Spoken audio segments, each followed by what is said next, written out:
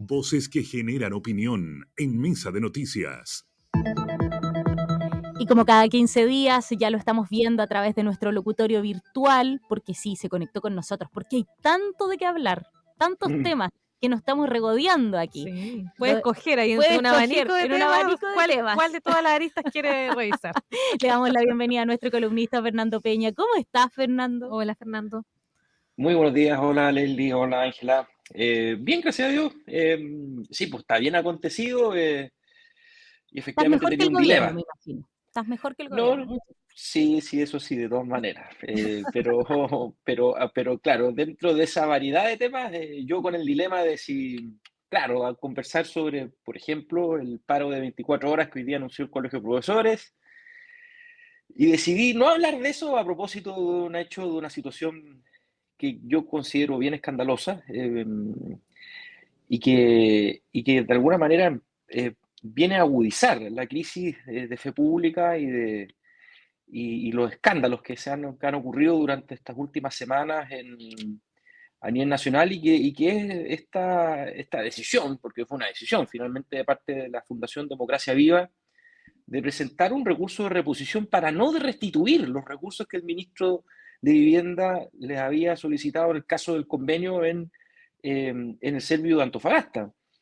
¿Por qué digo que esto es escandaloso? Porque la verdad es que la única opción que el gobierno tenía de cerrar este capítulo y de dar vuelta a la página era que la Fundación Democracia Viva, vinculada, como bien sabemos, a varias personalidades de Revolución Democrática, incluida, ¿cierto?, la delegada presidencial de la región del Biobío, Daniela Dresner, que todos sabemos los vínculos, nadie sabe por qué logró escapar básicamente mágicamente de esos cuestionamientos. Escapó totalmente. Zafó, pero bueno, la política es dinámica, dicen, así que tampoco es para cantar victoria. Y, y para mí es un hito interesante, pero sumamente delicado dentro de esta historia, porque yo creo que lo que todos sospechábamos y que probablemente se comienza a confirmar ya a esta altura es que los 391 millones, que son algo así como el 92% del convenio que está solicitando el ministro de Vivienda que se restituyan, es muy probable que ya no estén. Es muy probable que hayan desaparecido, ¿cierto?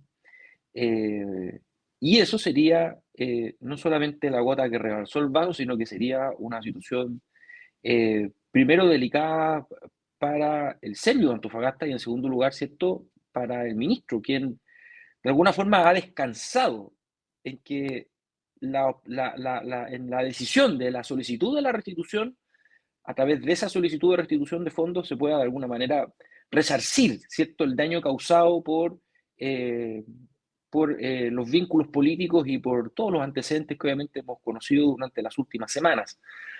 Esto tiene para largo, ¿eh? Y se los anuncio porque, bueno, si bien los recursos de reposición obviamente se acogen al plazo de silencio administrativo de cualquier otra actuación dentro de la administración del Estado, eh, podemos esperar al menos 90 días para un pronunciamiento, sin contar, eso sí, el plazo interno, o sea, el plazo de 30 días que el ministro le pidió a la Fundación para restituir los fondos. Eh, que claro, se supone que ese plazo, o sea, no opera como una suerte de, de no innovar, o sea, el plazo sigue corriendo, ¿ya? Sin embargo, con esta presentación de este recurso, lo que hace obviamente la Fundación Democracia Viva es avisar que no está disponible a entregar los fondos, y es muy probable que una de las razones de por qué no está dispuesto a entregar los fondos es porque esos recursos finalmente no estén. Se hayan gastado en otra cosa, hayan desaparecido de las cuentas, eh, que obviamente era la sospecha que varios teníamos a propósito de lo extraño y sobre todo la cercanía, los vínculos políticos, ¿cierto? Que tenían los representantes legales, los directorios con partidos políticos del oficialismo. Y bueno, pues yendo en cascada, ¿para qué vamos a hablar de lo que está pasando en la región del Biobío, cierto? Ya ayer Canal 13 nos sorprendió con una noticia, con un reportaje, mejor dicho, bien preocupante respecto a lo que está ocurriendo hoy día en el gobierno regional del Biobío. La verdad es que si bien hay antecedentes que son preocupantes y hay situaciones que obviamente merecen aclararse. Eh, yo creo importante, porque ojo que la situación que ocurrió al interior del gobierno regional del Biobío es una situación que al menos legalmente y administrativamente podría estar ocurriendo en todos los gobiernos regionales hoy día de Arica a Punta Arenas, ¿ya? Y tiene que ver básicamente con la composición o la facilidad que tienen los gobiernos regionales para celebrar convenios a través de asignaciones directas con instituciones sin fines de lucro que administren o ejecuten programas en alguna de las líneas definidas en la Estrategia Regional de Desarrollo. Sin embargo, todo indica de que acá no se ha hecho un uso pulcro, ¿cierto?, responsable al menos de esa facilidad y de esa flexibilidad que al menos en el caso de los gobiernos regionales poseen respecto a la ejecución del FNR. Y, y bueno, otra situación que también nos generó ayer cierta discusión o cierta alarma, y que no es una situación nueva, ¿eh? Porque de hecho yo al menos personalmente me enteré de esta situación el año pasado, a través de una dirigente social en Coronel, quien, muy asustada por las repercusiones y por el nivel de amedrentamiento que existía al interior del municipio, estaba buscando apoyo para básicamente hacer esta denuncia por un contrato simulado, justamente en el equipo de educación del DEM, eh, en donde fue un funcionario, de hecho, parte del equipo psicosocial de este departamento, el que denunció que se estaban cobrando a través de un servicio de asesoría, charlas justamente para los equipos psicosociales, por un servicio que de hecho había prestado él hace pocas semanas de forma gratuita, porque él era funcionario del DEM. O sea, se hizo pasar que las charlas que estaba realizando este funcionario, en el marco de su trabajo, eran parte de la ejecución de un servicio externo que después fue facturado y que fue posteriormente pagado a una empresa externa al municipio. Esta denuncia se presentó de hecho en la fiscalía. Yo entiendo que está avanzando y que por lo mismo hoy día la preocupación está en, bueno, ¿en qué va a afectar la investigación esto que conocimos ayer, que fue el robo de varios computadores al interior de oficinas justamente del Departamento de Educación de la Municipalidad de Coronel? Porque bueno, va en la misma línea básicamente de lo que ocurrió hace pocos días atrás, ¿cierto?, en el Ministerio de Desarrollo Social, con la caja fuerte, también con los notebooks, lo que ocurrió también ayer en la Subsecretaría de Cultura, que mágicamente donde están habiendo investigaciones y procesos indagatorios, entran a robar, se roban los computadores y bueno, ¿cómo va a afectar eso la investigación? Es un misterio. Lo que sí yo espero es que obviamente en el caso en particular del municipio Coronel, ojalá los ediles, particularmente el alcalde, hagan todo lo posible para aclarar esta situación y que obviamente, y sobre todo tratándose de recursos de educación, que se hagan todos los esfuerzos para poder buscar a los responsables y efectivamente aclarar si se trató o no de un contrato simulado y si hubo o no faltas a la probidad. ¿Qué es lo que yo creo que a estas alturas todos queremos? Básicamente ayudar a limpiar la imagen del país, no solamente internamente, sino que en el extranjero, porque lo que ha sucedido en las últimas semanas, Leslie, Ángela, de verdad que es sumamente bochornoso, es sumamente vergonzoso. A todos nos tiene que invitar a reflexionar sobre cómo estamos controlando hoy día la corrupción, las faltas a la probidad y cómo el Estado también se adapta a las nuevas exigencias de una sociedad muy distinta y en donde necesitamos dar cuenta permanentemente de lo que ocurre al interior de la administración pública. De lo contrario, esto va solamente a abonar al desprestigio, al descrédito y a la desconfianza que hoy día tiene la ciudadanía respecto a las instituciones. Y eso sí que obviamente es sumamente peligroso. Ahí, Fernando, bueno, tú mencionas un variopinto de casos, no solamente nacionales, sino que locales. Y en el caso del gobierno de la administración de Gabriel Boric y en el caso también del gobierno regional, ¿cuánto afecta, ponte tú, tomando el ejemplo de Democracia Viva, la no entrega? Porque en el fondo uno aquí a lo mejor hay situaciones y temas un poco más complejos, pero lo que uno hace es sumar 2 más 2. Si me están pidiendo que restituya un dinero y yo no lo quiero o pido que quiero restituir es porque no lo tengo. En el fondo uno hace esa lógica. Pero ¿cuánto afecta al proyecto político también? Porque al hacer esa suma, ese 2 más 2, también está dañando esta fundación ligada o en el fondo con tintes de la administración actual, daña al proyecto político. Un proyecto político que es joven, que llegó al gobierno con muchísimas expectativas y el no restituirlos yo creo que lo daña porque en épocas, quizás en años anteriores, lo que hubiese hecho un partido de tomo y lomo era hubiese buscado, tocado puertas, sobre todo porque también se criticó la cantidad de tiempo que se les dio para restituir. O sea, no fue de un día para otro, se les están dando 30 días. Entonces, ya, si no estaban los dineros, me los consigo, no para no afectar la figura del presidente, pero aquí pareciera que ya no importa nada, no importa la figura del presidente, no importa el proyecto político. Es como, ahí también se está dando una situación bien compleja, aparentemente. Sí, absolutamente. Yo creo que a esta altura ya desde la moneda entienden de que la herida que generó el caso de Democracia Viva en la imagen, en la reputación, tanto del presidente como de su equipo y de su proyecto político, como tú bien lo dices, a estas alturas es irremontable. Yo creo que yo en algún momento, en algún programa creo que se los comenté, cuando ustedes me preguntaban si este era el caso cabal, ¿cierto?, del gobierno. Yo, ¿se acuerdan? Les dije, para mí esto tiene muchas más similitudes con el caso Mopugate, porque estamos hablando de una situación que primero involucra a funcionarios de gobierno, involucra a partidos políticos y que además, donde además convergen muchos tipos de delitos, malversación de caudales públicos, conflicto de intereses, cohecho y eventualmente fraude al fisco, que es lo que está investigando hoy día, ¿cierto?, la Fiscalía. Eh, y aún así todo pareciera que al gobierno esto no le inmutó demasiado, porque además de la salida, ¿cierto?, de la subsecretaria de Vivienda, no hemos visto mayores responsabilidades políticas. Los ministros todos siguen en sus lugares de trabajo, eh, pese a saber los vínculos y la participación que tuvo en la Fundación Democracia Viva de la delegada presidencial en Bio Bio, tampoco hubo mayores repercusiones. Yo tiendo a pensar que la decisión del presidente es, miren, hay que afirmarse con lo que tenemos, sigamos aguantando en la medida de lo posible y terminemos de gobernar con los que estamos. Y claro, una decisión válida, pero ciertamente habla de la falta de integridad, creo yo, y sobre todo de la poca sintonía con la ciudadanía, porque yo creo que en cualquier otro escenario, en cualquier otra situación, si esto hubiese ocurrido en un gobierno de derecha o de la concertación, evidentemente las repercusiones y las decisiones políticas hubiesen sido mucho mayores.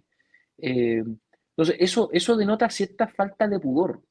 Denota que en verdad, para ti en verdad todo lo que ha pasado no es tan importante, no merece un ajuste mayor o no merecen decisiones un poco más drásticas. Eso es lo que denota finalmente hacia afuera, hacia la ciudadanía.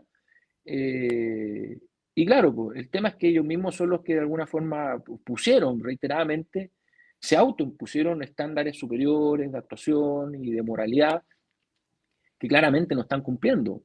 Si eso afecta al proyecto político, yo tengo la impresión que sí.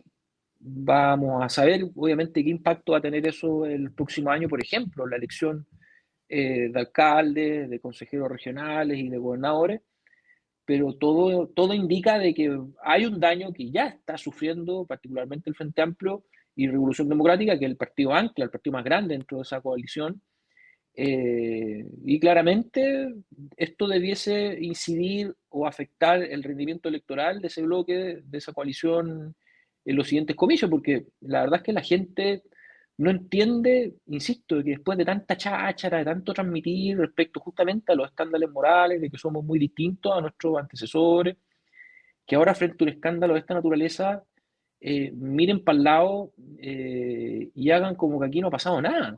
Se hagan los desentendidos. Esa cuestión es muy grave. Y lo que hace es que afecta obviamente a la fe pública.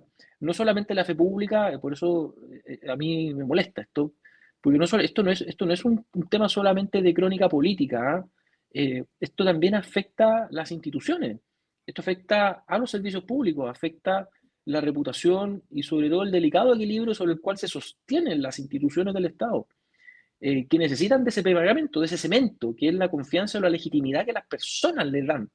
Eh, y todo esto orada, daña y lesiona profundamente toda esa legitimidad.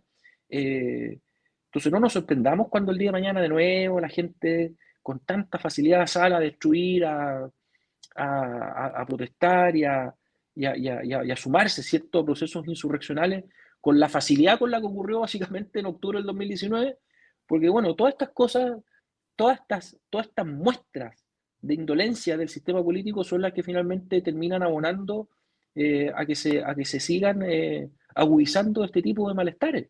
Eh, y lamentablemente ocurre, o los protagonistas de esto son justamente aquellos que llegaban, se supone, a reivindicar o a entregarnos una salida que casi es escatológica, ¿cierto? Salvífica para todos esos males. Y eso, por cierto, que es lo más curioso.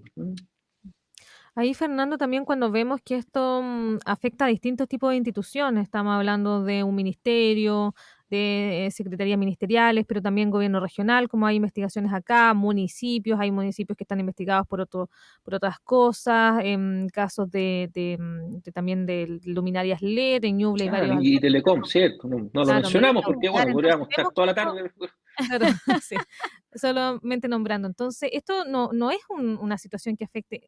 Tan fácil es, lo hablábamos con Ángela hoy día en el programa, tan fácil es finalmente aprovecharse del Estado, porque estamos hablando de organizaciones distintas, de municipios, de gobierno regional, del ministerio. Entonces, tan fácil es, porque esto ya no es una situación puntual en un tipo de institución o organismo, sino que vemos que son de distinta índole. Tan fácil es finalmente, y eso que quizás no sabemos si vamos a tener más casos de aquí a un mes más. Sí. Y esto es curioso, ¿ah? Porque cuando tú ves el lugar en el que está Chile en el ranking que realiza anualmente Transparencia Internacional sobre el índice de corrupción a nivel mundial, Chile figura dentro del continente americano en la mejor posición junto a Uruguay, Canadá y Estados Unidos. Alguien que nos ve desde afuera, mirando ese ranking, podría concluir que Chile efectivamente es uno de los países menos corruptos del mundo. Y sobre todo dentro del escenario continental. Sin embargo, esto contrasta con la percepción que tiene la ciudadanía y sobre todo por los casos de microcorrupción, si se quiere decir, porque claro, nosotros a diferencia de lo que ocurre en otros países latinoamericanos, no tenemos situaciones de corrupción estructurantes, ¿cierto?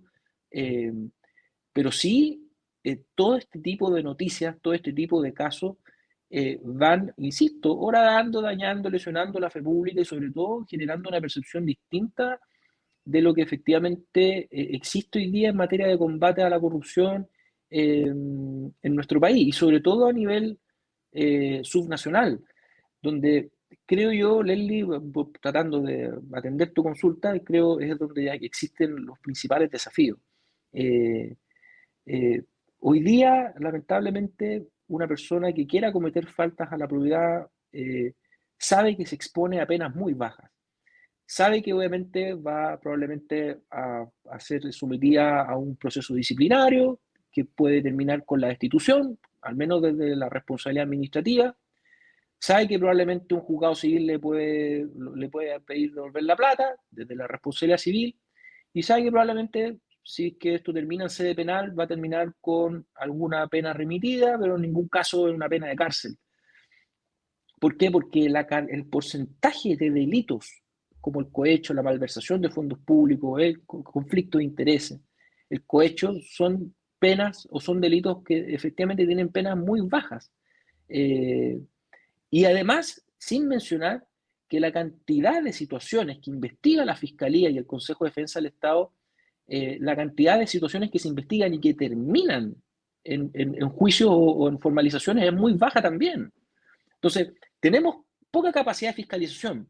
Luego de eso, de los casos que se logran comprobar, muy pocos llegan a ser formalizaciones. Y de las formalizaciones, además, se dictan penas muy bajas. Entonces, este es el mejor de los mundos, pues, para una persona que quiere llegar a la administración pública a robar, o que en el camino descubre cómo robar.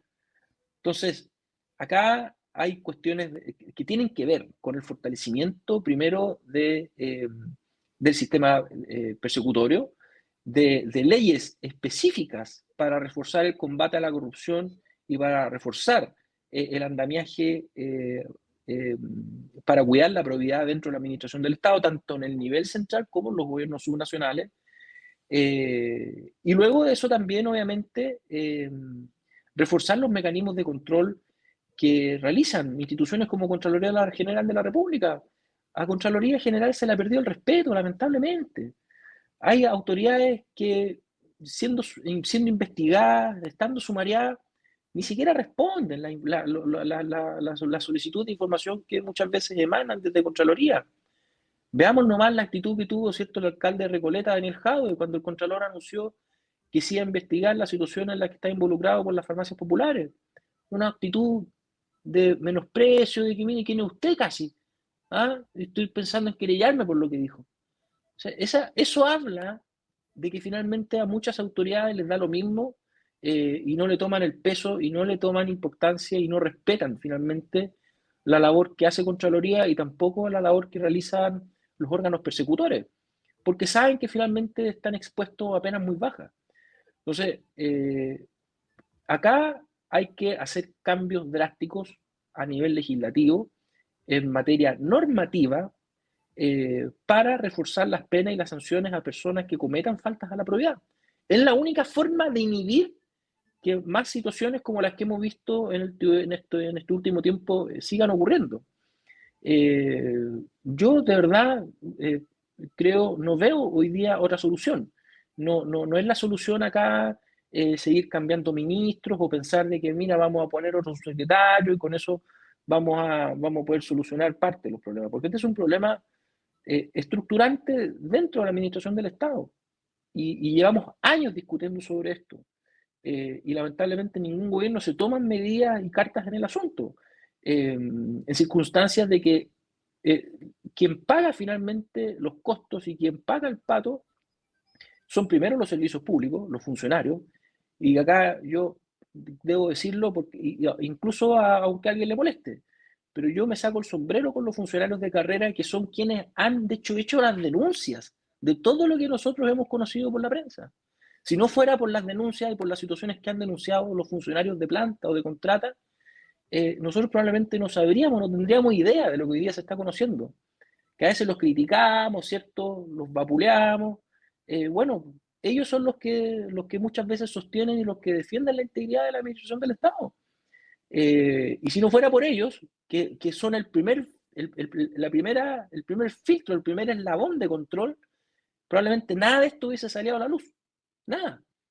Pero necesitamos también que una vez que las denuncias se realizan, los responsables paguen los costos, porque si al final del día la sanción va a ser, mire, la mitad de la remuneración o la destitución, y después yo me voy a otro servicio público o a trabajar a otro lado, armo una fundación y me muevo por ahí, y un juez me encuentra culpable, pero me da una prisión preventiva o una prisión nocturna o domiciliaria por un año, ¿de qué estamos hablando? Eso no inhibe a nadie.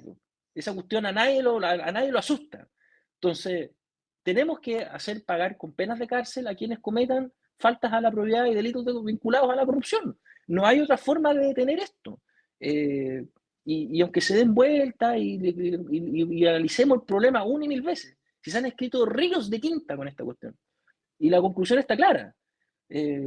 Vaya a saber uno cuándo y cómo se van a tomar cartas en el asunto. Pero si no se hace, yo temo que van a seguir ocurriendo situaciones de este tipo. Y lamentablemente, ¿y saben cuál es el problema, Leslie, Ángela?